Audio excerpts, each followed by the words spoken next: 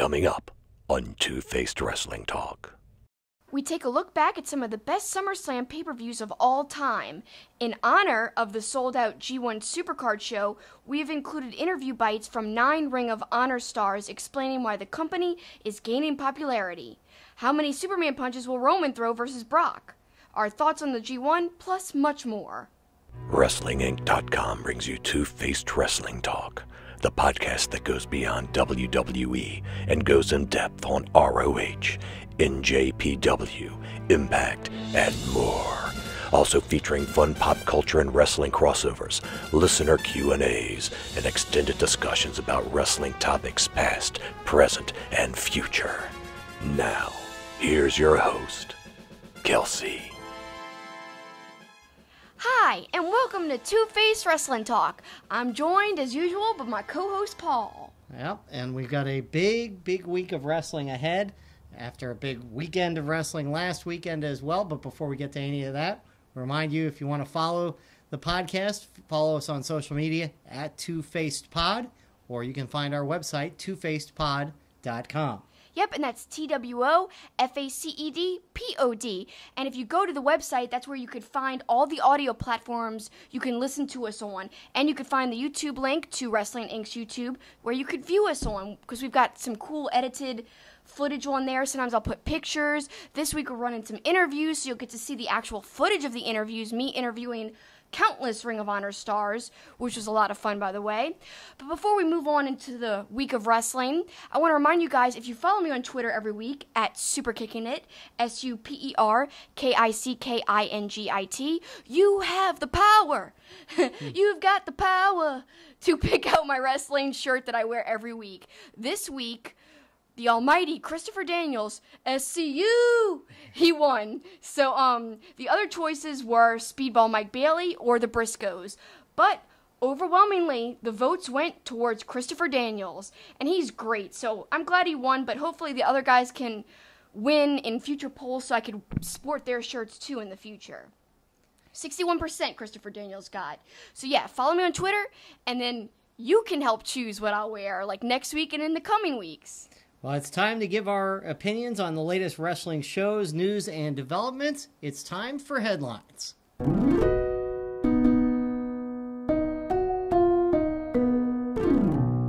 And we're going to start with the conclusion of G1 Climax 28.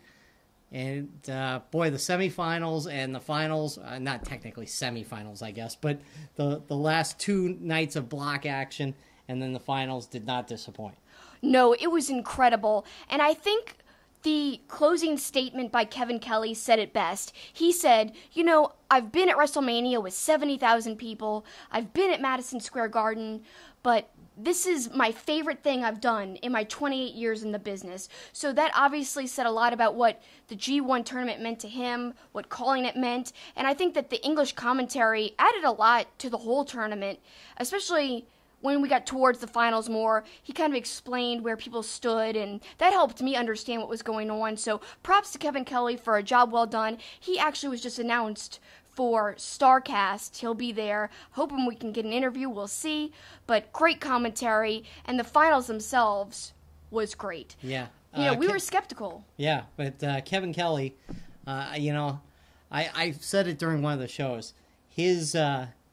His knowledge and his preparation and the stats that they must compile in New Japan. He's got match records from 2008. It's something that WWE doesn't have. Like, sometimes they almost act like there is no history.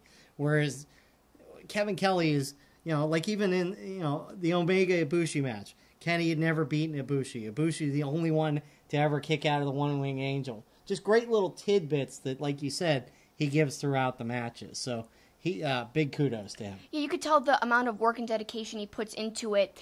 But let's go back to the finals, and like I was beginning to say, it was a surprise to us because we were kind of skeptical about Tanahashi because some of his other performances in past matches in the G1 were a little shaky in terms of, I saw some sloppy sequences, and I don't want to get heat for this because he's so beloved. Although, I say that, and there's a lot of people in uproar that he won. And I think that's just because Ibushi is so over that they were really hoping he would win. And now that Tanahashi's one, they're a little disappointed. But how can you be disappointed? That's my thought. Because Omega, if he's going to stay in New Japan, if he's not going to sign a contract anywhere else, he needs to prove himself as a top guy there. Just like Okada had to prove himself as one of the greatest IWGP heavyweight champions of all time by beating Tanahashi's record, I think Omega has to beat Tanahashi at Wrestle Kingdom to kind of cement himself and to cement his legacy in New Japan Pro Wrestling now and going forward. So I think it's the right decision overall, but having been so skeptical of Tanahashi's performance, he did great against Ibushi in the finals. Yeah, I mean, earlier matches, I remember, I think it was Michael Elgin. It was just kind of an awkward roll-up. There were just, I don't like to use the word sloppy because I'm not a wrestler. But yeah, I don't want to offend anyone when I use that word. I don't mean it in a bad way. But they weren't real smooth, clean, finishes in a couple of his matches. And the other thing that kind of disappointed me, and we talked about this for both block finals, was the fact that the third guy was eliminated before you ever got to the final match. So it was a winner-take-all. I would have liked to have had the element of Jay White was still alive, or on the other side, Naito was still alive, if some things happened, rather than have it all winner-take-all. Now, granted, the matches, the Okada-Tanahashi match that went to a draw was a great match. Full of drama, and then obviously Omega and Ibushi was one of the best matches of the tournament. Oh yeah, that's second for me because I was so surprised how great the finals turned out. I think that would be first, second Omega and Ibushi, and then a close third Ishii and Omega.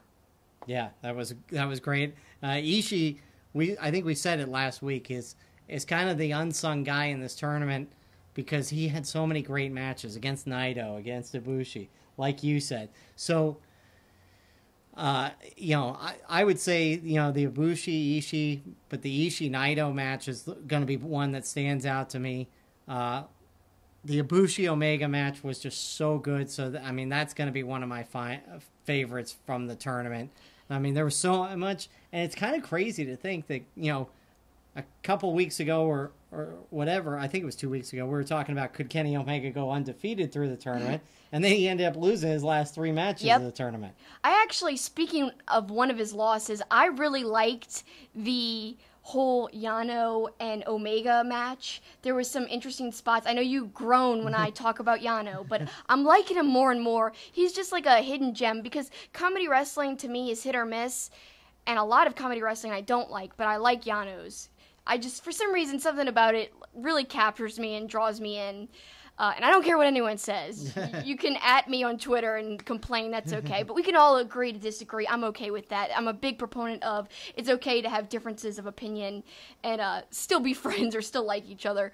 So don't hate me. I like Yano. It is what it is. The other thing I wanted to talk about, and they were prevalent through the whole tournament, but the final night, Firing Squad versus the Bucks and Skrull in that 6-man tag match. Yeah.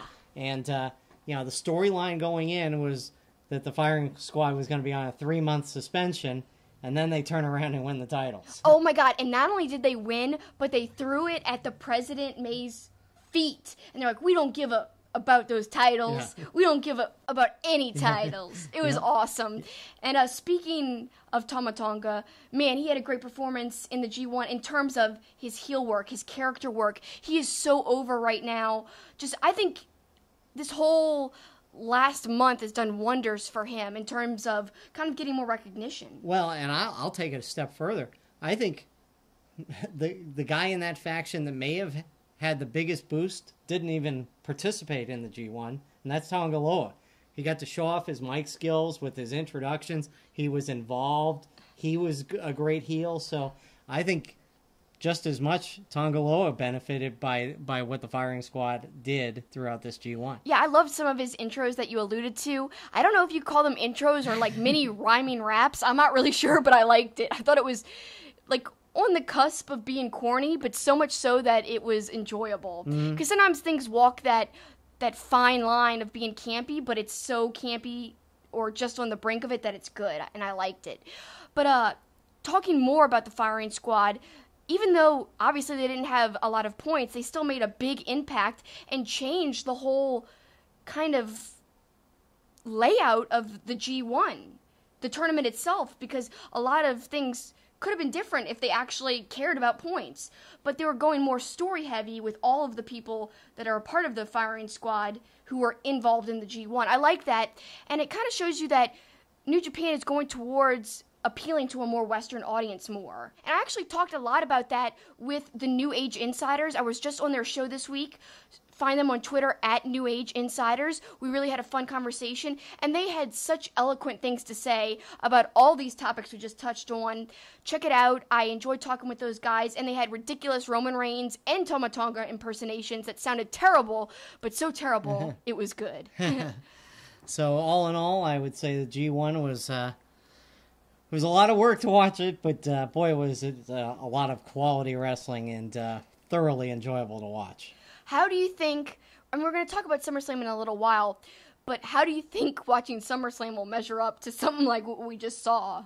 Well, I mean, I always say it's always better that we don't watch New Japan right before we watch anything else, whether it's Impact, WWE, because New Japan is so strong and so good right now. It's heads and tails. From a wrestling perspective, it is heads and tails, no pun intended, better than anything else right now, because every match is just great. It really is, and that's a great point. Like, yeah, just when you're watching the G1, watch it separately, take a break for a little while, watch other wrestling. That way you're not making unfair comparisons or comparing apples to oranges type of thing. But yeah, so enjoyed it. What did you guys think about it, listening at home or watching at home? Tweet us at TwoFacedPod. Give us your opinions. We'd love to know. Because, you know, you might have a different favorite match than us. There's tons of matches to choose from. That's the beauty of it. Well, big news for New Japan in partnership with Ring of Honor, and that's going to lead us into our Ring of Honor discussion. The big show that's going to happen during WrestleMania weekend at MSG, and it is sold out. Not only is it sold out, but sold out in record time, and it's just incredible what Ring of Honor has done over this last 3 years. Their growth has been incredible, and it's, I think, due to a multitude of factors, not just one factor, but I honestly believe, and you can tell me I'm biased all you want, whatever.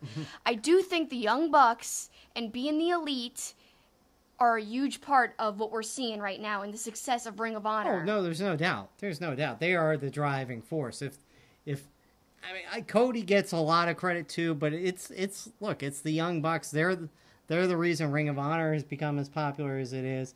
I think they and Kenny Omega are the reason more people are watching New Japan in the United States. So, no, they deserve all the credit. And, I mean, you've got some numbers and some stats that are just incredible about this event. Yeah, okay, so if you go on ROHWrestling.com, they've got a great article. It's entitled ROH New Japan G1 Supercard Creating History at the Garden. Now, and even in the article it says history and making history is kind of talked about a lot. And it's thrown around so easily in the wrestling world. But this truly is making history, and this is why. The last time a wrestling show at Madison Square Garden wasn't promoted by a McMahon, it was on November 14th, 1960. Even I wasn't alive for that. Whoa. I know. Whoa! That's blowing my mind right now. That's old. Yeah, exactly. I'm just messing with you, but that is a long time. So this is huge for them. And not only that stat is impressive, but when you think about it, ECW or WCW never ran a show at MSG. Never. Impressive. And it's going to be interesting to see going forward. You mentioned McMahon. I wonder if they will end their run at MSG now. Are they going to be mad about this? Or, I mean, I think it would be dumb because MSG WWE house shows are their biggest house shows. So I don't see them, cutting off their nose to spite their face in this regard. Well, if you keep up with Wrestling Inc. and their news, and a video I did for them when Ring of Honor sold out Madison Square Garden, part of the video said that WWE released a statement, and it said, ROH and Madison Square Garden are, of course, free to work with whoever they want. That's subtle to me, but it's almost like they were forced into making that statement, because, there was a lot of talk back and forth when we thought the show wasn't going to happen, that there was going to be some legal action taken. I don't know if Madison Square Garden was pressured back into having this event happen, or if they were just like, we're going to do it anyway, or if WWE backed off and they were like, we don't want the bad press kind of thing. I don't know. I don't really know what happened behind the scenes. I'm just glad that this show is happening and that, guess what? We're going. Yeah. We got tickets. Yes. I cannot wait to see a wrestling show at MSG. I'm so excited about it. It was on my bucket list. You kind of have this cool goal. Tell people at home about your whole football stadium goal. Oh, well, my goal is to get to every Division I college football stadium for a game. So I'm more than 2/3 of the way there, but I like your goal too. And yeah, well, I developed my goal kind of in inspiration from your goal. I want to go to a lot of famous and historically important wrestling venues throughout the country and throughout the world. So that's my little goal, and of course Madison Square Garden is on that list. And I'm very excited that not only do I get to go for a wrestling show, but it's a Ring of Honor wrestling show. And Ring of Honor is a company that I'm not just blowing smoke up people's, whats. I really believe in Ring of Honor. I'm a big proponent of that company, and I don't know. I really kind of give them props a lot, but it's because I love the product, and I love the wrestlers. They're so nice. They've always gone out of their way to be nice to me. And that brings us to some interview bites we got a few months ago. And these interview bites I love, and I asked a multitude of Ring of Honor wrestlers why they think that Ring of Honor is becoming more and more popular, and what makes Ring of Honor as a promotion special. Yeah, and this was compiled at Supercard of Honor, and also a show in Atlanta, and the wrestlers were great with their time, and you saw back then the passion of the wrestlers for Ring of Honor, and now we see what Ring of Honor is helping to produce this massive show. So we're going to hear from Adam Page, ROH COO Joe Koff, Beer City Bruiser, Ian Riccaboni, Caprice Coleman, Rhett Titus, Jay Lethal, and Cary Silkin, along with Punishment Martinez, and we'll wrap up with Shane Taylor. Let's listen in to these guys and their thoughts about Ring of Honor. This is, like right now is one of the best times to be in wrestling because there's a million places to go, and I really feel like Ring of Honor is the best. You know what I mean? We have something that other places don't have. We have the freedom to do what we want, to speak up and, give our ideas and live them out. You know what I mean? They don't get shut down. They don't get written down on a piece of paper and thrown out the window. We get to do them. You know what I mean? We get to be ourselves. We get to do what we want to do. And I think, man, that shows in our product so much. You know what I mean? Everything, everything that we do, if we wanted to do this belt with nails coming out of it somewhere else, no way. No, get out of here. But now, man, here at Ring of Honor, it's anything goes. You know what I mean? It's great. This is happening right now because it's meant to be happening right now. I mean, this is a work in progress. And I think what we're seeing now with Ring of Honor and with our distribution and where we are with our television is people are understanding the story and the continuity of our story and how well our stories are told and how well our guys tell the story. And what we have today is just a validation of all of those good points. We've worked hard to get here because I view Ring of Honor as almost like my children. And when your children do really well, you're really, really proud. And this organization has just really, really over-exceeded on every level. And for them, I'm really happy for the Jay Lethals and the people you see around the room. Kenny King. People want to believe in people who believe in what they're doing. And that's what Ring of Honor is all about. We have a locker room of the most unselfish people. And because of that, and because of that graciousness, and because of their understanding of what the ultimate goal is, they too are believers. And when they believe the way they believe, their work sends out a believable message. So I think that's really what we're all about. If we wanted to break it down into a philosophical component, it's our belief system. We really love and enjoy each other.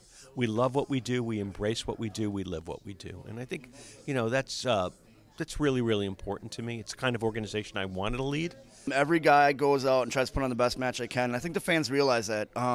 We're not watered down. You know, every guy goes out there, puts emotion in their matches. All the characters are characters. You know what I mean? We got beer drinkers, we got big guys, we got real men, you know. And then you can attribute to the Bullet Club the success that they've had, you know. And then they're not selfish guys, so they pass the success along down the roster. So I just think it's the locker room. We're just all enjoy working here, and it shows. Tell me about how Ring of Honor is growing, and it seems like we're breaking records left and right with attendance. And why do you think that is? What do you attribute that to? I think it's the athletes, and I think it's creative freedom. I think everybody's really okay living in their own skin and being themselves and giving the fans their best selves every time. We have guys that think in a real 360 worldview, especially that's necessary in a world with Twitter, Instagram, where you, as anybody that's notable, you have to be on and foster those ideas and personas. So when guys like the Young Bucks, like Cody, like Marty Scurll, Adam Page, when they're doing Being the Elite and it's getting 200,000 views, and you know that's a fraction of what we get on television, but not a small fraction. I mean, this is a sizable audience they're cultivating that they're bringing to our television is bringing to them. But this continued growth is awesome. We have such dedicated athletes and wrestlers. Our production staff is amazing. We keep getting more and more new bells and whistles, and they've been incorporating them into our events and pay-per-views. We just got Honor Club, which is amazing. Everybody can watch all of our live events now through Honor Club, which is an incredible advancement for us. It brings these great events that we were doing and putting on DVD live to fans.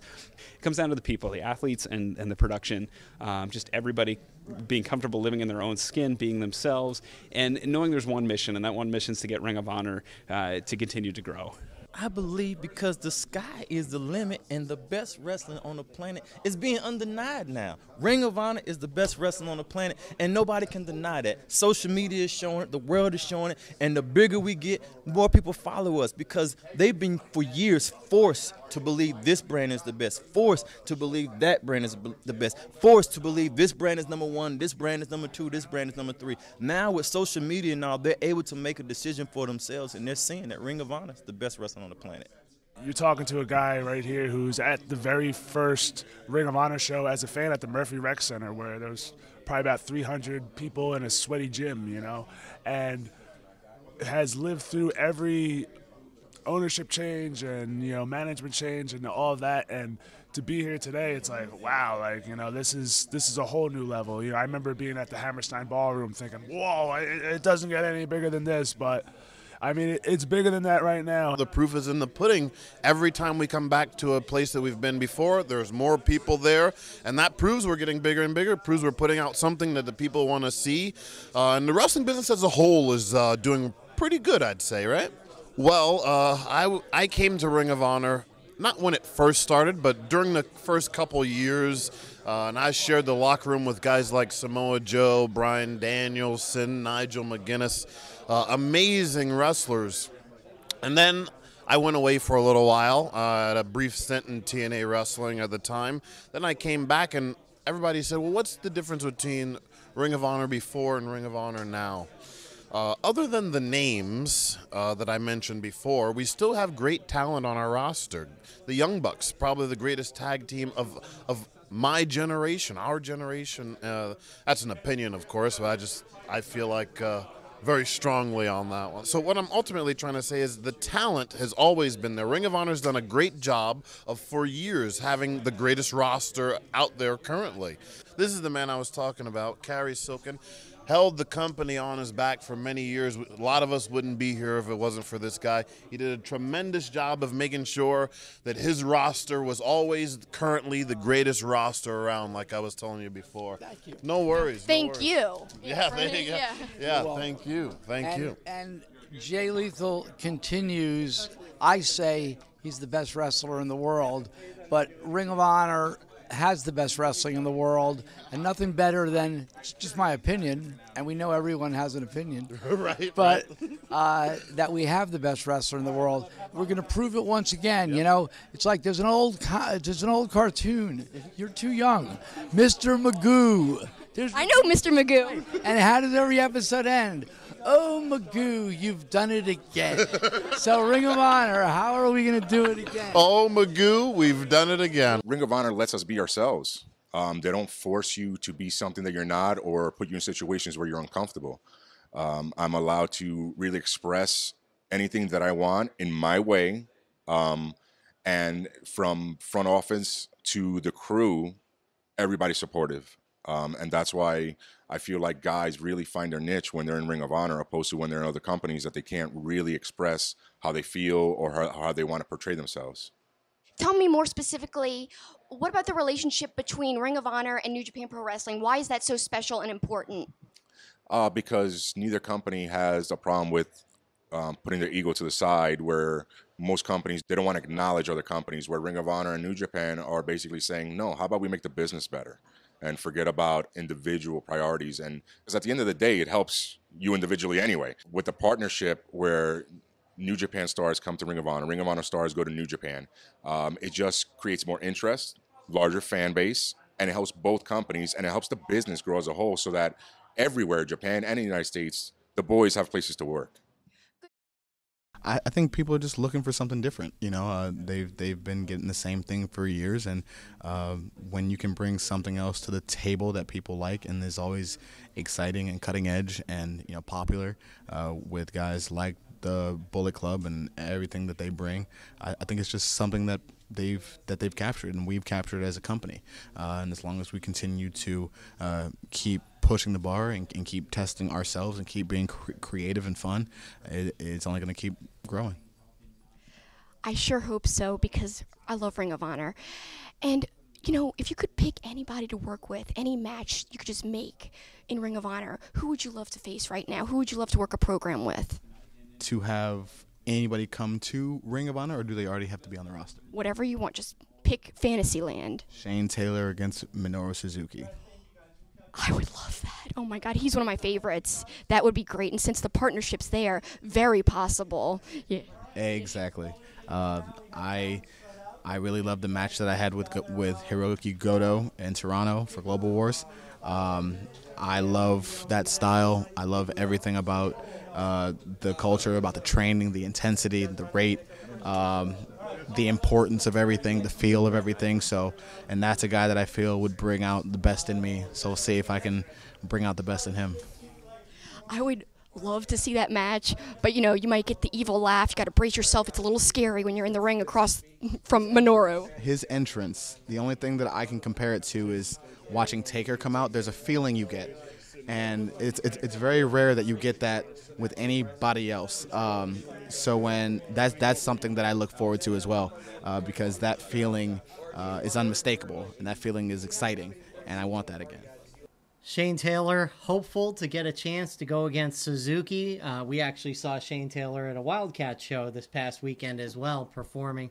He may get his wish now with this G1 Supercard at MSG. He may get his hands on Suzuki.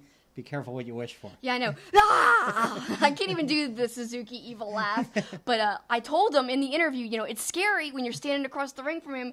Brace yourself. I love what he said about Suzuki's entrance. So true. And I feel the same way. It's a special entrance. And hopefully, you know, if not at G1 Supercard, because that's kind of like a match we might not see there.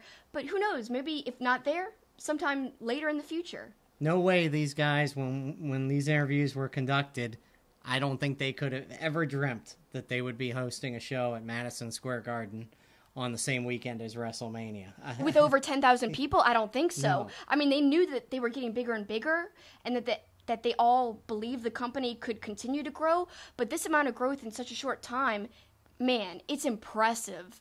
And I think any business or company would say that with the same level of growth.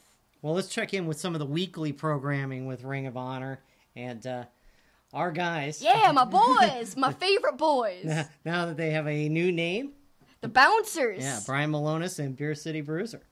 Yeah, I'm so happy that they finally have a cohesive name. I even kind of joked with them about that when I interviewed them at Supercard of Honor, saying, you guys need a name, because you're two really unique forces to be reckoned with, and just calling you by each individual name is a mouthful, and I just thought that they could have a really powerful name. And in fact, months ago on Twitter, they kind of asked for suggestions, and we put in a few, but I can't even remember what they were, but they were funny. I remember that. It all had to do with beer and all this other stuff, but they had a great match against the Briscoes on ROH TV this past week. It was awesome. I loved it. Hard hitting.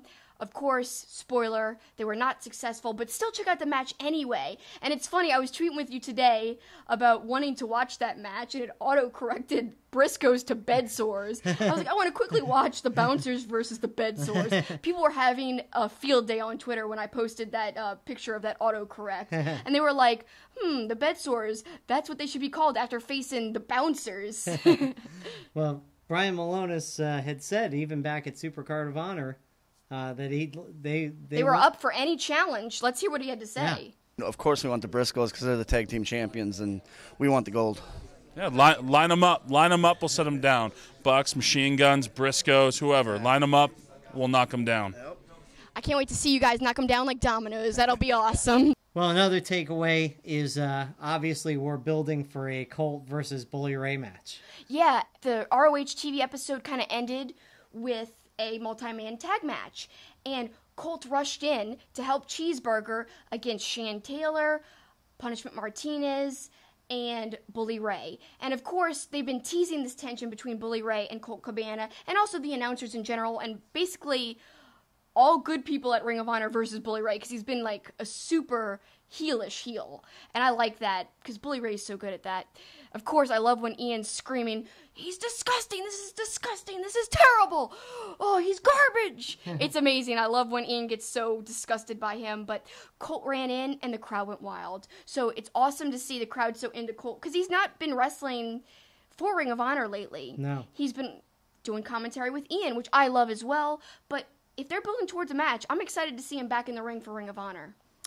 Well, Madison Rayne is now wrestling in Ring of Honor. If you like Madison Rayne, you're in luck because she's now everywhere. She really is. Not only has she made her debut with Ring of Honor recently on this episode, and it was awesome. I was so happy to see her. And she actually won the #1 contenders match to be in line for a title shot against Sumi. That's going to be awesome. And she's been in Impact, obviously, and actually she's been announced for the Mae Young Classic, which I know she even said she cried about that. She was so happy to be included, and although she's known as Madison, I think she's being called Ashley in that Mae Young tournament, so keep a lookout for her there. And she was featured in the latest All Us video, which is on Cody Rhodes' YouTube channel, because she's also going to be all in, and that's a big deal too. So lots of good goings on in Ring of Honor. And, of course, again, it'll culminate in April as they are going to headline Madison Square Garden for the G1 Supercard. So they're looking forward to a big event in New York City. WWE and NXT are looking to a big event in New York City this weekend. The Barclays Center in Brooklyn, NXT TakeOver, and WWE SummerSlam. We'll get to TakeOver in a bit, but SummerSlam leading into it. Great little bit on Raw. We sort of had the storyline is Heyman maybe going to flip-flop and go to Roman Reigns, and he swerved everybody. Man, from the crying red puffy eyes to the ridiculous spraying of the pepper spray. Well, let's put it in air quotes, pepper spray. That was the least convincing pepper spray I've ever seen. Just looks like spraying of water. But I love Paul Heyman, and he's been the star of this SummerSlam build between Brock Lesnar and Roman Reigns. And we've seen this in past SummerSlams, and guys, stay tuned. This is a teaser right here. We're going to be talking about a lot of past SummerSlams in our upcoming segment, SuperKicking It Old School. We took a look back at a multitude of SummerSlams throughout the years, including ones where Heyman also played a prominent part. And I don't know, I think he really is the best part about this right now. What do you think about Heyman's performance? I said it on radio this week. He's the best in the business and has been for a long time. I really, really wish he wasn't just with one person. I'd like to see him branch out, even if it's just 2 or 3 wrestlers. I'd just like to see him more on TV. I'd like to see him with anybody but Roman. So I love him being with Brock, even though people are sick of Brock right now. I think the relationship there has such a history, and we'll talk more again about that later, that it's so nice to see that continue, because so few things have gone on that long in wrestling, especially in WWE. Like you kind of alluded to a little bit earlier, they don't always harken back to their history. They don't always make note of it or acknowledge it. No. With the Heyman and Brock Lesnar relationship, they do recognize it, and I like that. Well, and I'll give you a perfect example. The match I'm looking most forward to at SummerSlam is Samoa Joe versus AJ Styles, and Samoa Joe had another great promo on Tuesday night in SmackDown. But I guarantee you there will be no mention that Samoa Joe and AJ Styles have met in some great matches in the past. Now, like, WWE could even just say that. They've had great matches in the past in other promotions. They obviously won't say specifically TNA, but they had great matches in TNA. Oh, so yeah. I'm hoping that this match this weekend is going to live up to that. You know that triple threat. I love that triple threat that they were a part of in TNA. One of the best ones of all time. Of course, with my boy, Christopher Daniels. I'm repping him. So, yeah, when they meet up again, it should be great. Obviously, it's a little different because there's restrictions that they probably didn't have before, but we'll have to see. I'm not going to try to prejudge it. I'm just going to wipe the canvas of expectations and just let my mind go, and we'll see how it turns out. I'm optimistic, though. Yeah. Cautiously optimistic. Of course, everybody's also looking forward to Ronda Rousey and Alexa Bliss.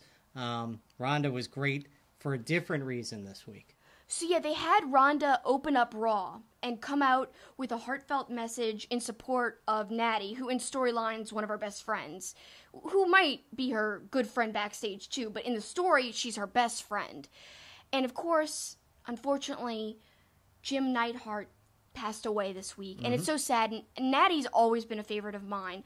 So Ronda had the really difficult task of basically giving her condolences and saying a speech about Natty and about her dad, you know, the Anvil, live on Raw in front of a crowd. And that could have gone terribly. And that's a hard position to be in because you have to come off as sympathetic. And I'm sure she really was, but you have to have that come across. You can't seem scripted and forced. And she did such a good job for being such a new performer and, you know, not very experienced on the mic. This was impressive. And a lot of superstars would have had a difficult time. Superstars that have been on the roster a lot longer than her might have had a harder time. Yep, she was really good, and she's been really good so far in the ring, and we'll see if she can continue that with her big match against Alexa Bliss. That's just one of the matches we're going to talk about with our good friend from mybookie.ag, Raphael Esparza, as he gets us all the betting lines for SummerSlam. The lineup is great as it is on paper. Might be even more fun if you had some money on it. So let's go through some of the lines. Here's Raphael Esparza and I a little while ago discussing SummerSlam. Well, Raphael, we might as well start with Ronda Rousey, and a lot of people expecting that she is going to capture the women's title, and you are certainly one of them by the odds you've posted on that. Yeah, I mean, we have Ronda minus $6. It's very interesting to see what really happens now with the sad news with Natalya and Jim Neidhart passing away this week. Because rumor had it that there was pretty much going to be a feud with Ronda Rousey and Natalya. So I don't know how soon Natalya is going to be able to come back. So it would not actually shock me that Alexa Bliss wins this, and maybe they make a Hell in a Cell match with them two or a third person, and maybe Ronda wins it that way. I still think Ronda Rousey wins it just because we've had this discussion before. She wants to have a baby. She's not going to be here that long. Would not be shocked if she's only there till WrestleMania. So give her the belt so she can hold it for a couple of months. I think Ronda Rousey minus $6 is the favorite, but it would not shock me if Miss Bliss retains the title. But minus $6, the public likes it, and I still think that's the way to go. Yeah, I'll tell you what, though, I wouldn't be opposed to maybe putting a couple bucks on Alexa Bliss. I could see her winning by some sort of chicanery, and that'd be a nice little payday if you went with Alexa Bliss. I couldn't agree more with you. Let's talk about the Money in the Bank contract match. You got Braun Strowman as a huge favorite. No real surprise there. Yeah, this match is match of the night in my book, and this match right here is going to determine if I'm going to think SummerSlam was really, really good or SummerSlam was really, really bad, because I think whoever wins this match uses the contract and is going to be the heavyweight champion on Monday Night Raw. I would love to see Kevin Owens at plus 220 win it, just because I think the options that the WWE will have if Kevin Owens is the champion. He can feud with Braun Strowman a little bit longer. He can feud with Roman Reigns. He could feud. Now you can throw in Finn Balor in the mix for the title. I just think there's so many better options if you give the belt to Kevin Owens than if you just gave it to Braun Strowman. Then that means he's only going to really feud with Roman Reigns for a while. And then I just don't see anybody else that's going to be close to him in his size to give him a problem maybe to lose the belt. So I think whoever wins this match is going to be the heavyweight championship on Monday. I'm going to go out of the ring. I'm saying Kevin Owens plus 220. I think he upsets Braun Strowman. I'll tell you what, I've said it multiple times. Kevin Owens and Braun Strowman could have a feud for the next year, and I'd be happy because the interaction has been so good.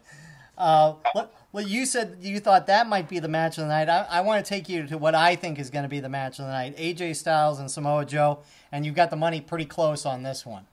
Yeah, I don't think. I mean, Samoa Joe, great ring work. Love him on the mic. I just don't think he's ready to take that next step and win this match. I think he'll be a heavyweight champion, and I still think AJ Styles is going to be on Monday Night Raw. If the draft was this coming Monday, then I would say Samoa Joe wins and Styles goes to Monday Night Raw. I don't see Samoa Joe winning this. Give me AJ Styles minus 160. And then I see this feud going on. This is going to be I can't wait to watch this feud in Hell in a Cell. I mean, yes, SummerSlam is the big blockbuster of the summer, but if AJ Styles and Samoa Joe in a Hell in a Cell match, I'm excited for that one more than the SummerSlam match. Yeah, they've got a great history back into TNA. I didn't even watch a lot of TNA, but when those two got together, they made for great matches. Well, you talked about long feuds. A feud that's been building up for a couple of years, Daniel Bryan and The Miz. How do you see this one shaking out?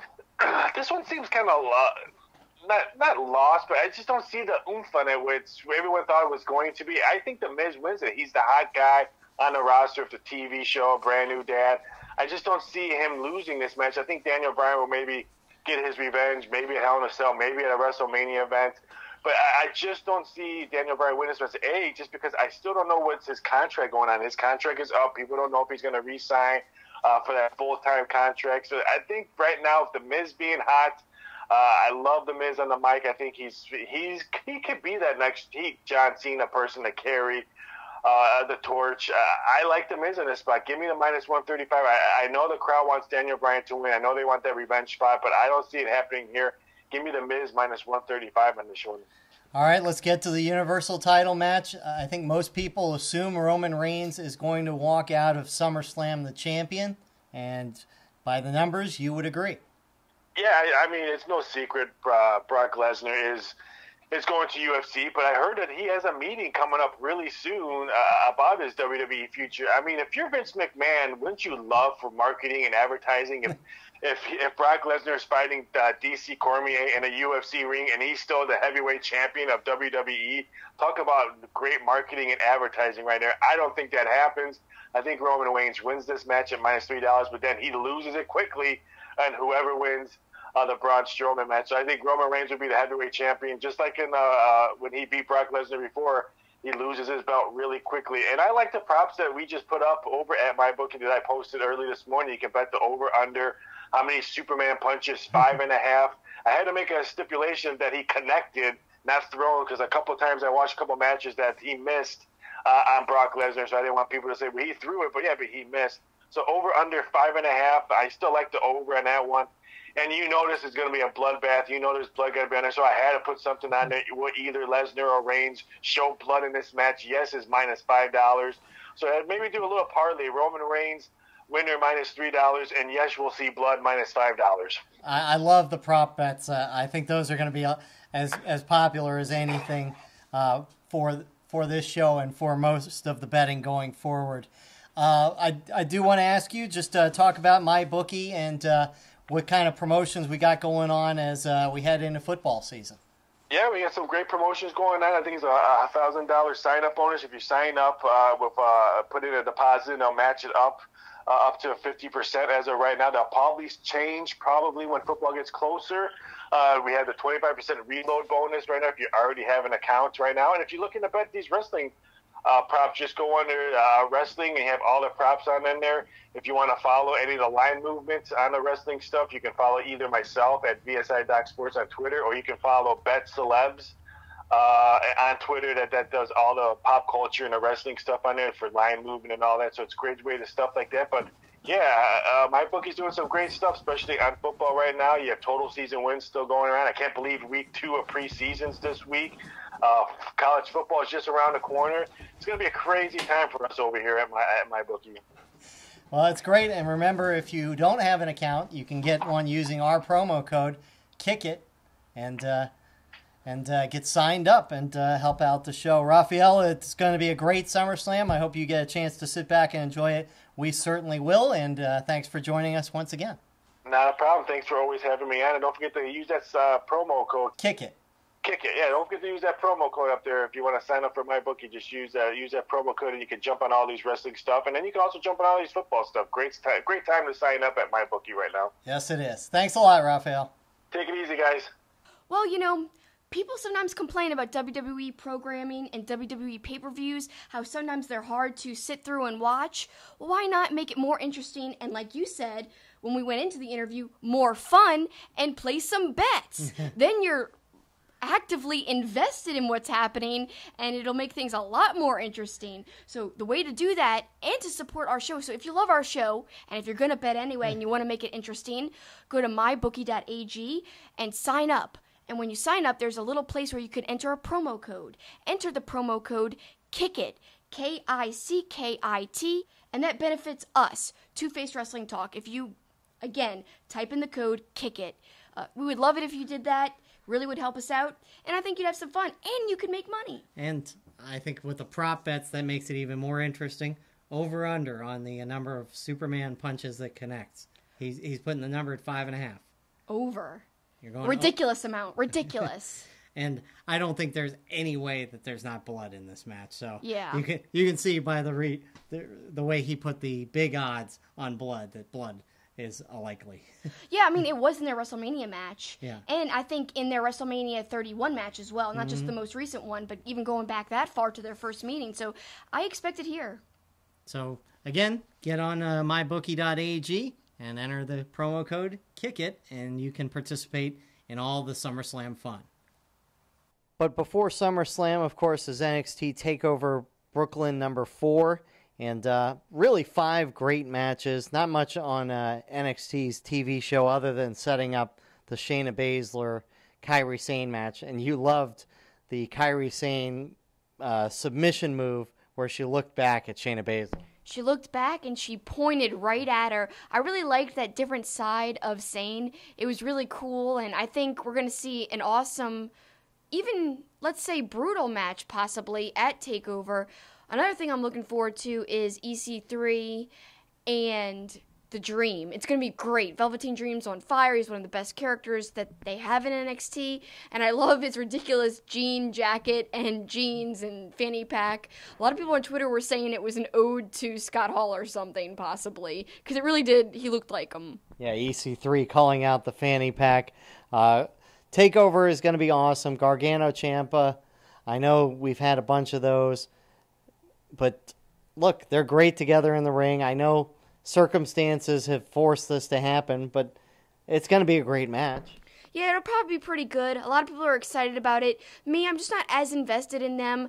I'm not going to say they've met too many times because somebody like Okada and Omega have met a lot of times, but I'm more invested in them personally, so I don't mind it as much. So this just, the reason why I'm not as excited is because I'm not as invested in these people, but I know it's going to be a great match regardless. Mustache Mountain versus Undisputed Era will be a great match as well. And then, of course, Adam Cole versus Ricochet, to me, is the match I'm most looking forward to. I'd have to agree with a close second, like I said, EC3 and Velveteen Dream. Let's change gears and go to Impact. And, boy, talk about 2 of the best in the business. We seem to talk about Sami Callihan every week. But let's talk about him, but also Phoenix. What a great match. And Phoenix, really, if people don't know who he is just awesome. He really is quite the athlete, and everyone knows who's been listening to our podcast regularly, I'm really a huge fan of Sami Callihan right now. Everything he's doing is great, and to me, he is the reason to watch Impact Wrestling. Much like Broken Matt back in the day when he was in then TNA, he was the reason why you should watch. He carried the company on his back. Now it's Sammy kind of taking the company on his back, I think, being the most compelling character, in my opinion. Now, of course, that's subjective, but I think he's the best thing that they got going right now. I thought it was so gross, but it was so him that he basically spit in his hand. Sick. And then, like... Hang it over your head? Yeah, gross. I hated that. He basically drank his own spit. Blah, blah, blah, blah. I can't even think about it without wanting to barf, but that is so Sammy, and it's perfect for him. I love the haircut. I love... Just kind of goes with his attitude. I knew the haircut wouldn't really damage his look. It's awesome. Almost makes him even more creepy looking. What do you think? Yeah, he's great. And setting up next week a Mexican death match against Pentagon. We'll see what that entails. But back to Phoenix, so many great spots, and they gave almost a half hour to the match to kick off Impact. Phoenix's twisting cutter where he vaults himself over the ropes and hits the cutter, and that wasn't even the finishing move. So good. So Phoenix is now going to get an X Division title shot against Brian Cage. I think that'll be a great match as well. I do. I love Brian Cage. I think he's a great athlete. And, of course, their meetup's going to be super athletic and really fun to watch. Because, I mean, look at that Sami Callihan match with Phoenix. That was great. So I know that that other match with Cage is going to be also as good. As great as all that was, let's hit on the video segment to end the street fight. LAX versus the OGs. It's the streets are listening as the streets of Toronto were in the background. Kind of all ridiculous. I appreciate the effort, but boy, that was all terrible. It was like one of those breakdancing competition movies. I can't remember the name of it. Like, Break It Down. I can't even remember. Anyway, it was like that, like where two rival like gangs are coming at each other, and I don't know. It's so ridiculous. And at one point, they replaced one of the guys with a flippin' mannequin when they were about to drive the railroad spike, and it was so obviously replaced by a dummy. That was crazy.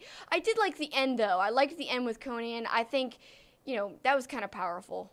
I guess, but it was all pretty terrible. It seemed like a more violent version of Michael Jackson's Beat It video. So, not the greatest ending, especially since we've talked how great LAX and OGs were back at Slammiversary. Well, a lot of Impact stars are actually going to be at All In and a part of Starrcast. But not only Impact stars, Ring of Honor stars, New Japan stars, and guess what? Us! Yeah, the biggest stars of all. Yeah, right. I wish, and you wish, but no, we're just happy to be included and to be a part of this once-in-a-lifetime historic event, because even if it happens again, there's only one first, and we're a part of the first one, and that's something really special. And we talked about how special Starrcast was when I was a guest on my good friend John's podcast. You could find him on Twitter at TheWrestlingEST, and also follow him at Team Left Jab. Check it out there. I will tweet out when it's available to listen to. We talked about how revolutionary this event is, and also how much credit has to be given to people like Conrad Thompson for specifically Starrcast, somebody who's really risen in the podcast ranks with all of his work with different wrestlers and wrestling personalities, like Eric Bischoff, like Bruce Pritchard. Man, he was so smart to come up with this idea of doing a podcasting wrestling convention, because that's something really special and something that has really taken off recently. There's tons of wrestling podcasts, not just us. And I think it's going to be a lot of fun to meet up with all these people and meet them face to face, the people we've been talking to on Twitter all along. Well, and he said on the conference call, and I've been a part of these multiple times, he envisioned it being like Radio Row at the Super Bowl, which if you've ever seen media coverage of the Super Bowl, there's an area at the convention center or the hotel that whatever town they're in, it's just radio station after radio station. They're constantly trying to bring over guests. They're doing their shows. And that's on a smaller scale because there's only so many spots that they're allocating each day, and we're one of those on Saturday. But same thing. There's going to be people coming and going, and we're going to have a chance to do so many interviews, whether it's stars, fans, other journalists. It's going to be great. Yeah, and we're doing a live show from there. It should all be a lot of fun. Lots of planning is going to have to go into it. We're trying to get stickers made too, so look out for that. That should be a lot of fun. If you're going, please try to find us on Podcast Row, which is also sponsored by Buffalo Wild Wings. We'll be on Podcast Row on Saturday. Saturday is the day of All In. Now, the only thing that's a bummer is that there's basically an outside party happening at Pro Wrestling Tees that same day. It's called All Out. Like, some stars are going to be there. If you guys are going to that, please also try to go to Starrcast, because we'd love to meet you in person and say hi. And there's going to be a lot of fun events. And let me just go through a few of the events I'm looking forward to, if you guys don't mind. Just kind of humor me here. I also talked about these events with John. And before I get into the events, let me preface this with, he said that he's excited for the card of All In. Especially this week was announced Kenny Omega versus Pentagon Jr. To me, that's the biggest match of the whole thing. Absolutely. And Brian Cage is All In now. Yeah, he's just announced as well. I'm really excited for that. But he was saying how the build and the card wasn't what he expected. At first he was disappointed, but then now he's getting more excited. And I said, okay, I know a lot of people might be disappointed, but they need to go and try to find the behind-the-scenes stories, like the Nick Aldis-Cody match. You could find a lot about that if you go to NWA's YouTube channel. Just type in NWA Wrestling on YouTube and you'll find their channel. They've got a lot of build to this All-In show and this NWA World's Heavyweight title match with Cody on their YouTube. Also, Cody Rhodes has a YouTube called All Us, and stay tuned to Be in the Elite. All of that. You can basically find out what's happening with this All-In show, and then it has storyline woven into that stuff. So check that out. And once I explained that to him, he said, oh, well, I'm going to go check that out and learn more. So here we go. Starrcast is also packed, much like All In. It's packed with awesome events and things that are happening. On Thursday, I'm looking forward to Elite Karaoke with Marty Scurll, the Monday Night Wars debate with Bruce Pritchard and Eric Bischoff, Papa Buck jam session, and Papa Buck is the Young Buck's dad. I'm a big fan of live music, but we'll see. It's going to be great. It's going to be incredible. I can't wait. Then on Friday, I'm really excited about... I'd rather it was Papa Roach. or Buck Cherry. How about that? I don't know. Well, anyway, the Empty Arena match retrospective with Jerry Lawler and Terry Funk, that'll be on Friday. That should be very interesting, actually, by the way. Then I think what everyone's looking forward to, the All-In weigh-in and press conference. Obviously, it's going to be similar to a real weigh-in for real sports, or real fighting sports, and we're going to get a little bit of hype the night before the show. Absolutely. And again, if you want to see what the complete schedule is, just go to starrcast.com, and you can see the complete schedule for all 4 days, and it is nonstop. Yeah. There's plenty to choose from. And you mentioned that other event at Pro Wrestling Tees. There's plenty of time to do all this stuff. If you're going, you can pack a lot in 4 days. I hope so. And some other stuff that jumps out at me is, man, I really, really am looking forward to remembering Andy Kaufman with Jerry Lawler and Bill Apter. That should be so much fun and so interesting, too. Andy Kaufman was such, in a way, just like this event, he was revolutionary because he had the knowledge to use the whole scripted nature of wrestling and use that to his benefit. How crazy was that David Letterman thing that they did? Mm-hmm. You know, live, and everyone was like, what the heck is going on? And if you look at the Jim Carrey documentary on Netflix, that's even more layers to this crazy story, where when Jim Carrey was in character as Andy Kaufman, he was being really mean to Jerry Lawler. And Jerry Lawler was freaked out by this because he actually, in real life, got along great with the real Andy Kaufman. So hopefully he'll address all of this at this panel. I cannot wait. I'm so looking forward to more information. I may drag my butt out of bed and go do some DDP yoga. Me too. I'm looking forward to that. I've done DDP yoga. It's a lot of fun, and he's got some good ab exercises too. Might be the only exercise we get that weekend. Maybe so. It's going to be so busy we will have no other chance. And then the Death of WCW panel, that looks really interesting. Mm-hmm. And then finally, on the last day, I think the thing... Oh, God. I don't even... I just looked at this... The first time I looked at the schedule, and I already know what it's going to be. You do? From 12:30 to 2 o'clock. 12:30... What? Story time with the Young Bucks? No, that's not what I'm most looking forward to. I find that hard to believe. Macaulay Culkin! Like I've been saying, everyone's been wondering what I've been looking forward to about Starrcast. I'm sorry, I'm a huge fan of Macaulay Culkin. I need to know we did that pop culture wrestling crossover question with, the whole question was, okay, you're Kevin McAllister. You want to protect your house against the Sticky Bandits. You could recruit any wrestlers to help protect your house. Who do you recruit and why? I want to find out Macaulay's answer. Somehow, someway, please let me get this interview. But on Sunday, he's doing a live podcast taping of his podcast. It's called Bunny Ears, and it'll be live. Also, I am looking forward to story time. I'm sure I'm not trying to sell it short, but Macaulay's my boy. Yes. So yeah, it should be a fun weekend. Busy, but fun. Hopefully we'll get to taste some of that Chicago food. Oh, some deep dish pizza from Lou Malnati's, some Italian beef sandwiches. Heck, even the Boston Red Sox are playing in Chicago that weekend, so we're sneaking away to the south side and going to check out the Sox. The good Sox versus the bad Sox. But again, I had so much fun talking with my friend John.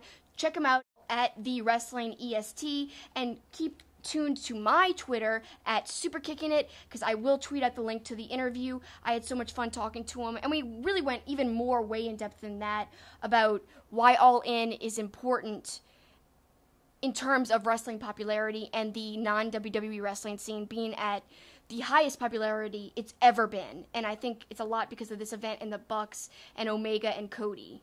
And we talk all about that. So, yeah, stay tuned. It's a big event, and we're looking forward to being there, and we look forward to meeting you there. But another big event is coming up this weekend. It is SummerSlam. But before we look ahead, we're going to look back. When we come back, we're super kicking it old school. St. Arnold Brewing Company, located in Houston, is Texas' oldest craft brewery. Their goal is to brew world-class beers and deliver them to their customers as fresh as possible, making them the best beers in Texas and Louisiana. Their customers are beer lovers, people that appreciate great, full-flavored beers. So whether you're enjoying an art car IPA or a smooth-drinking lawnmower, look for St. Arnold beers throughout Louisiana and Texas. Our awesome wrestling logo is by artist Eric Hodson. You could check him out at erichodson.storeenvy.com, where he has tons of other wrestling artwork. He really is an incredible artist. His Twitter handle is @DreadedDinosaur, which is named after his comic series, The Dreaded Dinosaur Man, which you can find on webtoons.com. Thanks, Eric. We really love your logo. Welcome back to Two-Face Wrestling Talk, and now it's the debut of our new segment, Super Kicking It Old School.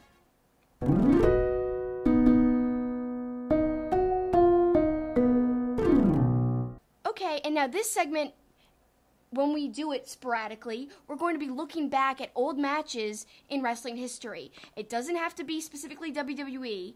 It doesn't have to be specifically a certain year or whatever, or a thematic, instance, like we're doing SummerSlam right now because obviously SummerSlam's coming up. But sometimes it'll just be random stuff that we pick out of nowhere.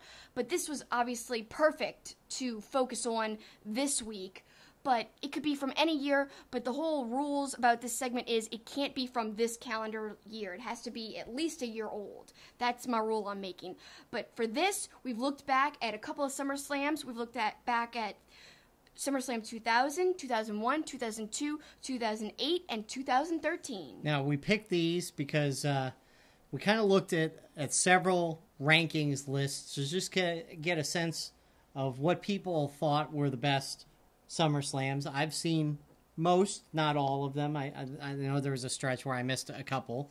But these are, we went through, I believe, 5 top 10 lists or whatever. And we took the ones that appeared the most in the top 3 to top 5, and that's how we kind of chose the ones we've decided to go through. And some of these have tie-ins even into this year's SummerSlam, which is cool too.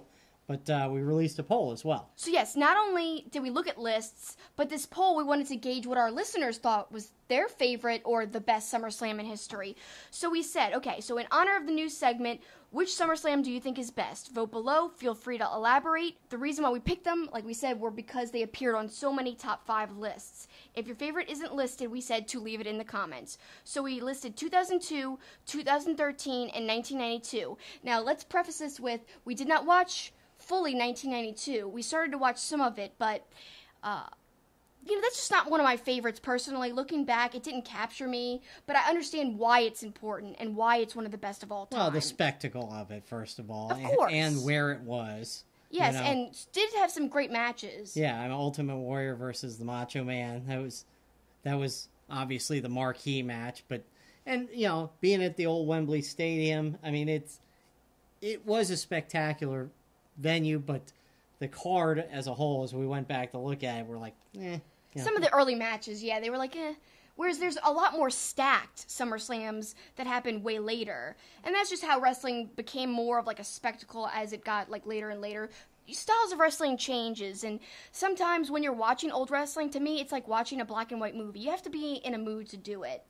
And that's just because the viewpoint that we're looking at it from right now is so much different than when it was actually happening back then. And like any medium of art, it changes throughout the years. So here we go, and the results were, the winner was 2002 with 43%. Coming in second was 1992, like we were just saying. Not our favorite, but lots of people's favorites. And then third, 2013. Some other people said other, and they elaborated why. Like, I know we had somebody say, 1992, first WWE pay-per-view I watched. I was 7 years old. From LOD to the finish line of the IC title match, I will always remember. And that was from @SCW P514. And Mark Andre said 2002 was the year I started wrestling, so that year has a soft spot in my heart. Well, boy, if that's the first pay-per-view you watched, what a good one to watch, because that's hailed as one of the best ones, as you saw by our poll and by us as we watched, just because it was so stacked. Yep, and then @Deej Kirkby says, 92 for me, Wembley Stadium, LOD riding down to the rings on motorcycles, Bret Hart versus the Bulldog headlining, Bulldog winning the title in front of 80,000 of his people. Yeah, that was special. Somebody even said 97. Then we've got 98, which 98 was on a lot of lists too. We just didn't get to rewatching that one because we had so much. We watched, tell them how much wrestling we watched this weekend. Oh, there was one stretch in 24 hours. I think 12 of them were watching wrestling. Either New Japan or watching one of these old SummerSlams or our local promotion here in town. Wildcat Wrestling. Live. So. We went to a show for 3 hours. So yeah, it was all wrestling. So we just didn't get to 98 even though we wanted to. I've seen it before, but just not in a while. So @MIL Hustles says 1994.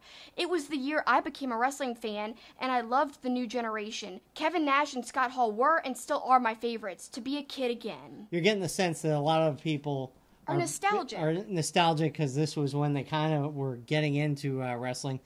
The Broadcast, personal favorites are SummerSlam 98, Triple H versus The Rock, ladder match, and then Austin versus Undertaker, and then SummerSlam 2004, Chris Benoit and Randy Orton. Yeah, I'm a huge fan of Benoit's wrestling, so yeah, I enjoy that one too. But again, just as wrestling, so don't get upset. Another one for 1998 @COLOHUE. 98 was my favorite. First show I ever saw, and certain matches like Rock, Triple H, and a ladder match were just great and memorable. And this I agree with. Carl @CareLaw86 said, I enjoyed SummerSlam 2000. Rock versus Angle versus Triple H in a triple threat. TLC #1. 2001 has Taker Kane versus DDP Canyon. I didn't like that match in the 2001 SummerSlam. That's actually my least favorite match because I hate the DDP Stalker angle. But anyway, 2003 had the Elimination Chamber match, which he loved. And then he said those are his personal favorite SummerSlam matches for those years. And finally, @AstroZombie92 says, 2002 was absolutely stacked from top to bottom and the best. I'd also add SummerSlam 89, but mostly for nostalgic reasons. I don't care what anyone says. The Hulk versus Zeus feud was fun. Zeus. God, that is taking me back. So yeah, like he kind of said it best. So 2002 was the most stacked technically, and I think a lot of people agree with that. But people have their nostalgic favorites, which we saw in this poll. A lot of people said that reason for their picks, and I can totally understand that. I personally really like SummerSlam 2001, even though it's not the most lauded, but it's one of my favorites because I love, Angle. I'm really a Kurt Angle person. In fact, a few weeks ago, I like this comparison. So I talk about people are either Beatles fans or Rolling Stone fans. well, just like that, some people are either Shawn Michaels fans or Kurt Angle's fans. So I love that main event with Kurt Angle versus Stone Cold, and that was SummerSlam 2001. Plus a whole bunch of other underrated matches lower on the card. There was a great Chris Jericho versus Rhino match with some hilarious Stephanie involvement that was ridiculous. Yep. Just some good stuff. Jeff Hardy versus RVD. Mm-hmm. Great match. So let's go through some of the other ones that are also on our list. Well, and the other thing, looking back on all these SummerSlams, is how much of an imprint on SummerSlam Brock Lesnar has had through the years. And some of these ones that we did look back at, including 2002, 2013, but even ones we didn't look back at, like 2014. Yeah, 2014 with his brutal match against John Cena. I love that. And something that's prominent in some of Brock Lesnar's SummerSlam appearances is his relationship with Paul Heyman. Like, go back to 2002, and Heyman's pumping him up and promoting him as the next big thing. And this is kind of like Brock's first big win at a huge pay-per-view, kind of cementing him as a main event player and a new guy to kind of look out for. Yeah, and that was against Rock. Yeah, that was a great match against The Rock. Rock puts Heyman through the table with a rock bottom. You know, they, in addition to that, they exchange rock bottoms. Brock turning Rock in, winning the title with the F5. It was the beginning of the next big thing. Yeah, and Heyman was heavily involved in what was happening, as we saw again in 2013, which, by the way, I've said this before, 2013 CM Punk versus Brock Lesnar is one of my favorite matches. And, you know, I've got a lot of favorite matches, but this I've gone back and watched at least 5 times, and every time I enjoy watching it because there was story, great acting by everyone involved. You know, Brock wasn't what we see now. He was really into delivering in the match, performance-wise. Like, you could tell he wanted to have a good match, and that showed. The story was just, I think, the biggest selling point out of all those points I just mentioned, and I loved Punk playing up the whole Heyman betrayal angle. Trying to get his hands on him. Yeah, like time and time again, and basically Heyman's safety was in question multiple times in the match. Like, his tie was being pulled on, so he was like getting choked. It was awesome. Just so many moments. And will we see something like that happen again this year? We can only hope. The other one from that, because there were some different moves from Brock in that too. It's not this, and you even said, you used the line, "I miss this Brock Lesnar." I do. That was a line. He had that double stomp on CM Punk, which was awesome. Yeah, I love that. And he was kind of smaller back then. I mean, he was buff, but like he just seemed more like compact, if that makes sense. And I think maybe that had to do with like kind of his speedier style. Also, he was younger, of course. We're talking about 2013. That's 5 years ago. So a lot can happen in 5 years. I know, it feels like a lot farther back. But again, like I said, as much as things have changed since then, a lot of things are the same with the involvement of Heyman. And you know what I think that they're kind of lacking in this year's build? An awesome video package looking back at the relationship between Brock and Heyman. Because, you know, they teased the breakup when he was doing that interview, Heyman, I'm talking about, with Renee Young. They should have showed, like, a video package to be all nostalgic. Because when we thought they were breaking up, it should have showed, like, all the great moments with them, like, you know, coming out together, like, staring and glaring at people, well, going back to that 2002, going back to the betrayal of CM Punk, all that stuff, I think would be tremendous. It would be similar to what they did with The Miz and Daniel Bryan this week on SmackDown. I think that was a missed opportunity. I would have loved to have seen it because they're so good at video packages. And Brock and Heyman, that's one of my favorite relationships in WWE. And like I said, they always, you know, they don't always harken back to history, but they do with Brock and Heyman, and I like that. But they could have done it more with that video package, so missed opportunity there. But let's look at more matches. So also in 2013, Daniel Bryan and Cena. Love that match. So upon rewatching, it was way better than I thought. I loved it. Yeah, and it was so long. Yeah, it was such a both events, the Brock, CM Punk, and the Daniel Bryan, John Cena match were like 25 minutes each, at least. Yeah, no, I love that. That also had the Bray Wyatt and Kane Ring of Fire match, which underrated. Yeah, going back and watching that, I didn't remember it being as good as it was, and the visuals of the flames were incredible. It really was. It made for some artistic camera shots for sure. Really looked as I said in my Wrestling Inc. ranking video, undeniably cool, for sure. And let's move on now to SummerSlam 2008. Now, this was a weird SummerSlam in that it had like a blockbuster theme, but it wasn't in California. It was in Indianapolis. I didn't like that. It was kind of weird. But they had some good matches. So CM Punk versus JBL was really good, except I'm not the hugest JBL fan. It was entertaining and hard-hitting, like most JBL matches are. And man, Punk was busted open, bleeded from the head, and it was a shorter match than I remembered, but Punk retained, which was the right move in that instance. Then we saw one of my favorite matches of that show, Batista versus John Cena, their first matchup. Which is interesting because of the whole blockbuster theme, and both will end up going on to Hollywood. And at that time, we didn't have any idea that that was kind of a dream of Batista's. No. At least I don't think he made that known back then. No, I don't think so. So kind of funny that now we're both seeing them as huge movie stars. But as I said in last week's closing out the show, Batista's my favorite actor that has come out of WWE because he's so believable and his acting's not as corny as some of the others. And it was their first matchup, like I said, but they both ended up getting hurt after this match, weirdly enough. So it was cool to see them because they were such big guys. Now, the match isn't going to be a technical classic lauded over for years and years, but still a fun rewatch. And then, of course, Edge and Undertaker. Best match on the show, of course. Right. So good. And the story was there. And again, like yeah, there's a Daniel Bryan Miz story this year, but there's nothing to the level of something like this Hell in a Cell match with Undertaker and Edge. The whole Vicky Guerrero angle, so well done, and the facial expressions and the promos that Edge was cutting leading into this match, amazing. One of a kind. That's why, Edge is not my favorite, but I can't deny he's one of the greatest of all time because of stuff like this match and the build to this match. Well, let's go to 2002 now, and, we're going to rank these in a minute, but this, you saw in our poll, this is everybody's favorite. This is personally my favorite because it was just such a deep SummerSlam.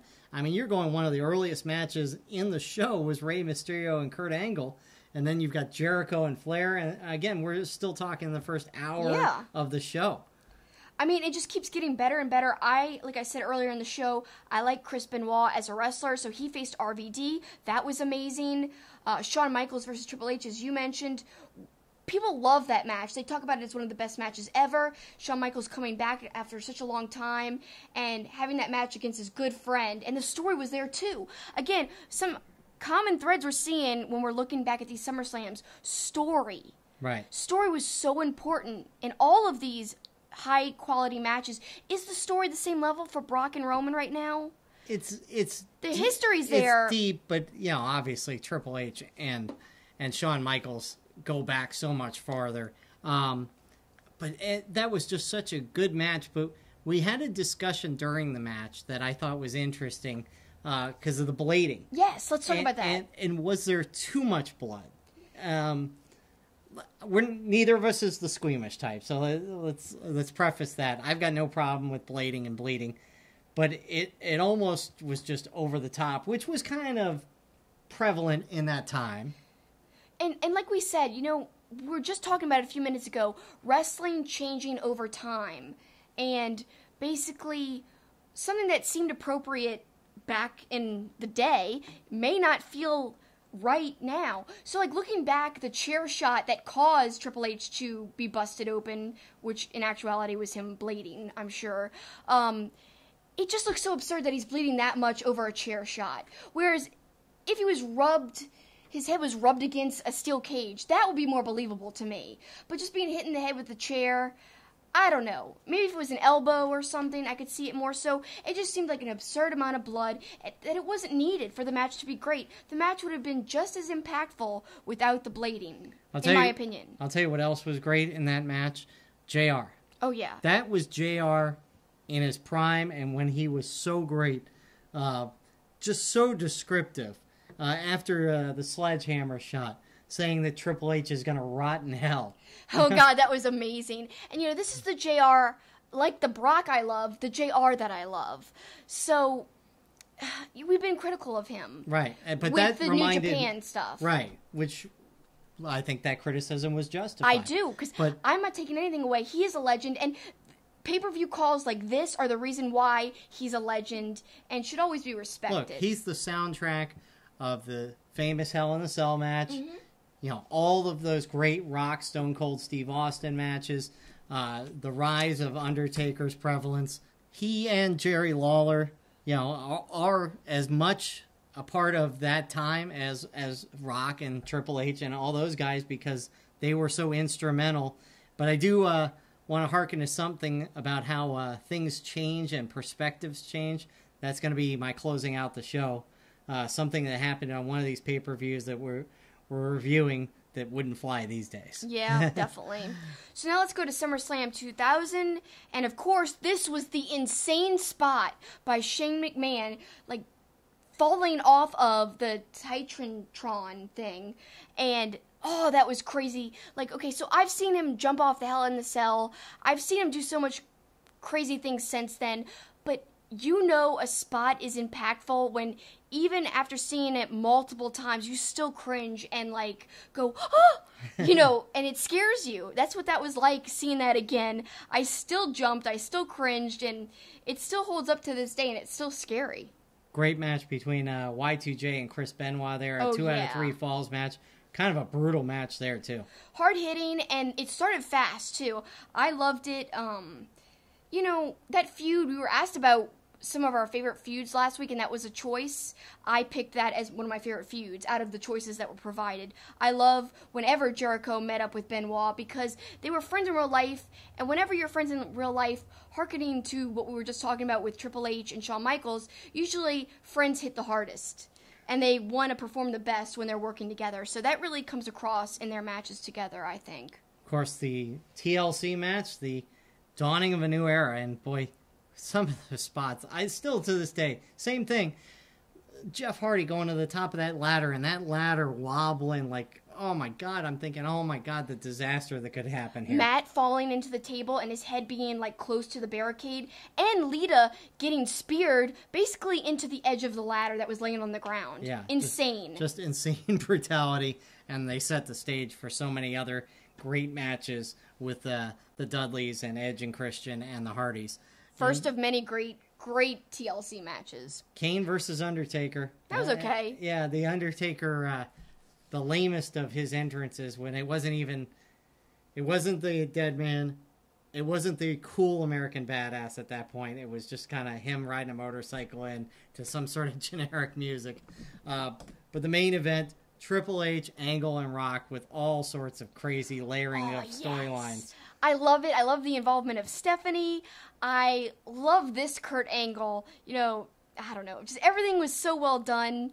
And in terms of story, but there was some sloppy spots. If you really look close at the match with Stephanie, there's some awkward things that she did in the match. She's clearly stepping into place to be behind somebody to get hit. She was like holding his hips for like a little bit too long, like a few seconds too long, and it looked a little awkward. But you know, she was young and she did a good job because it's a big spot to be put in such a huge main event. But I loved it nonetheless because of the story. And that was one of my comments. How young she looks there. She's such a kid there compared to this Stephanie that we saw at WrestleMania. If you're watching on YouTube, the banner behind us from WrestleMania 34 here in New Orleans. But she was such a kid then. It's so funny. And again, it was 18 years ago. Yeah, so, it's crazy.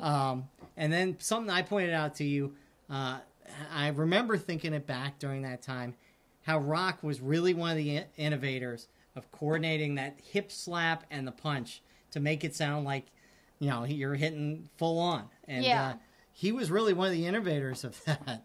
And, you know, back to Stephanie, the interaction with her and Angle. Sometimes it was so corny, like when she was whispering to him and he was on the stretcher, like, please, do this for me, go help Triple H, please. It was just over the top, but I still enjoyed it. Like I said, like, when you go into the campy mode, sometimes it's acceptable.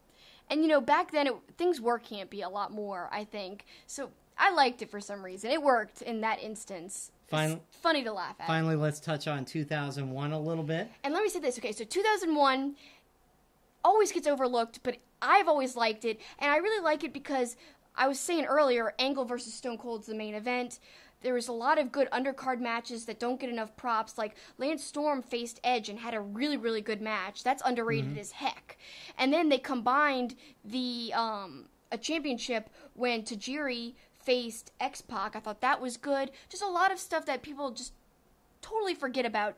And let me say this, out of all the pay-per-views we watched, all the past SummerSlams, the best opening was 2001. There was no cheesy Hollywood theme or blockbuster theme like in other years we talked about. I really liked the Let the Bodies Hit the Floor song with like the mental patient looking at like the television screen as all these wrestling highlights go across it, and just he looks like he's entranced. It's crazy. Yeah. Drowning Pools, Let the Bodies Hit the Floor. It was really a good video package. I said to you, some of these video packages don't hold up, but they were great for their time. Yeah. That one would hold up if it was in HD, obviously, and Yeah. a little sharper, but that's the kind of video package they could run, this weekend, and it would fit. Yeah, exactly. I agree with that. And it was a lot better than, I can't remember which year was the classical music with the lady eating popcorn and weird stuff happening. I don't know how that would hold up. And it wouldn't be able to be played today like the 2001 opening. That was great. But yeah, 2001 is on my personal list. Well, so it might not be on other people's, but for me it is. Well, let's rank them. Yeah, that's what I was going to say. We determined that these were our top 5, so give me 5-1. Oh, I'm on the spot here because I didn't have this list written out before I came on here. Last, I'm going to put 2008. I'm putting it last because I like it. I love the Edge match, of course, with The Undertaker. But I'm not a huge fan of the blockbuster theme. Like I said earlier, JBL's not my favorite, so that's why it's not higher on the list. Then, shortly after that, I'm going to put 01 because personally I like it, but it's not everyone's cup of tea because there's better SummerSlams technically, but I'm fond of it because Angle's really prominent in it, and there's a lot of undercard matches that I think get overlooked. So, yeah, that's my number 4. Then number 3, I would say, is SummerSlam 2000. Really, really good. Love it. Then SummerSlam 2013. Basically, one could argue, why are you putting that so high? Well, for one reason and one reason alone. That CM Punk Brock Lesnar match. Like I said, it's on my top matches list, and the story to me is so good, that's why it's number 2 on my SummerSlam list, because it kind of made SummerSlam. And then the Cena-Bryan thing kind of added to it as well. And then, of course, number 1, 2002, because it's stacked from beginning to end. Hardly a bad match on the show. Really entertaining. Just a great, well-rounded pay-per-view. I'm going to go same for you as you on number 5, 2008. Even though there were some solid matches, it wasn't the greatest of these 5. So that's why I would have that there. I would have 2001 as my number 4. I think I'm going to go for number 3. I'm going to go 2013. Even though the last 3 matches were so good, I don't think the depth of the card matches up to the final 2. Valid point. So number 2, I'm going to put 2000. Just the Shane, the Y2J, Chris Benoit, the dawning of the TLC. I think that's one of the main reasons. And then the main event, Triple H, Angle, and Rock. But 2002 is the winner. And honestly, other than nostalgia, as we wind this up with the polls and everything else, I don't see how you can't choose 2002 as the best, because it was just so deep. It really was. It was so good and stacked. And let's preface this, like 98 could have been on our list, Oh, yeah. 92 could have been on our list. Mm-hmm. Those are honorable mentions for sure. But just these are our choices. And I know they happen to be all newer ones in terms of 2000 and beyond. But you can't argue that these are great pay-per-view shows. I agree. And again, this is a new segment, SuperKicking It Old School, and we want to thank our friends who came up with this. Yep, thank you, at Take the Bump Pod. You guys are geniuses. Not only are your Photoshop skills on point, but your naming skills apparently are also on point, because we love the name of this new segment, and we're really excited to, once in a while, look back at where wrestling has come from, and old school matches and old school pay-per-views. It's fun sometimes to, take a look back and give a new opinion on some older things sometimes. I agree. So now it's time to close out the show and send them home.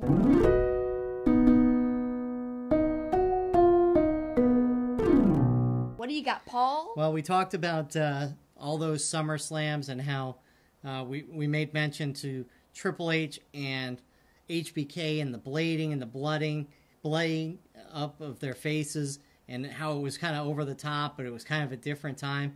Well, something from the pay-per-view that I actually ranked as the second best one, but one of the most embarrassing moments maybe in that pay-per-view, and I've seen it on a list of one of the worst things WWE has ever tried to do. 2000 SummerSlam, Kat versus Terry in a thong stink face match. And to play along with what we say, how things change, now that's 2000. 2018, we're going to have Ronda Rousey, the baddest woman on the planet, taking on Alexa Bliss. We're going to have Charlotte and Becky Lynch and Carmella. And they're beautiful women, but they're going to be wrestling. They're not going to be playing these gimmicks that would be playing up in a strip club. It was looking back, maybe at the time we laughed about it, but you look back and it really was kind of disgraceful. Cringeworthy. And yeah, definitely cringeworthy. Cringeworthy that Howard Finkel had to say that this was the first ever stink face thong match. Like he ever thought he would be uttering those words. I know. So let's be thankful that WWE has evolved to the point that we're going to have an all-women's pay-per-view coming up in a couple months, and things like that are way into the rearview mirror. Thankfully, yes. So now I'm closing out the show with a little bit something that's lighter. So we kind of set up a new background for our set. If you're watching on WrestlingINC's YouTube channel, you could see behind us, we've got a WrestleMania 34 banner. It says WrestleMania New Orleans, and it's got Triple H and Stephanie on it, who we talked about a lot today. But we also have like a picture of Suzuki. We've got a Young Bucks Hardys piece of art from my good friend Eric Hodson at Dreaded Dinosaur on Twitter. He designed our logo, our Two-Face Wrestling Talk logo, and he's doing the artwork, by the way, for All In Starrcast. Some of the events like Marty Scurll's Karaoke. He did a whole poster about that. He did a poster for the WCW, the Death of WCW panel. He did one for the Monday Night Wars panel. So look out for his art at Starrcast. It's really incredible. He bases it on comic book covers, and it's really just well done. And you can see kind of behind my shoulder, that's what you see in there. It's one of his pieces, the Young Bucks versus Hardys. And then I've got a G1 26 poster with Kenny Omega versus Goto. I'm just making sure Triple H doesn't have a sledgehammer that he's about to hit you in the back with. So that was a fun show. Hope you like our set if you're watching on YouTube. Hope you enjoyed our discussion. We really had a fun time looking back at all these SummerSlams. But man, I need a break from watching so much wrestling in 24 hours. So hopefully we get a little bit of a break You're soon. not getting one. We got Ring of Honor, we got NXT TakeOver Brooklyn, and we've got a SummerSlam show that's going to be 4.5 hours plus a pre-show of 2 hours. So, well, you know what? Now you say all that, I'm a little excited because it's so much stuff to watch, so many options. How can you be unhappy as a fan with so much content right at your fingertips? So it should be a lot of fun. Find us again on Twitter at TwoFacedPod. Tweet us your opinions. If you disagree with our ranking, if you disagree with some of our opinions, it's okay to disagree. Just do so respectfully. And let us know. Tweet us. Let us know what you think about the show. And by the way, questions, we'll be back next week. So we'll take all your questions. I know we took a week off from that, but we knew that SummerSlam discussion was going to be pretty in-depth. So get us your questions next week, and we'll be right back with Ask Two-Faced. Yep, and that's the finish.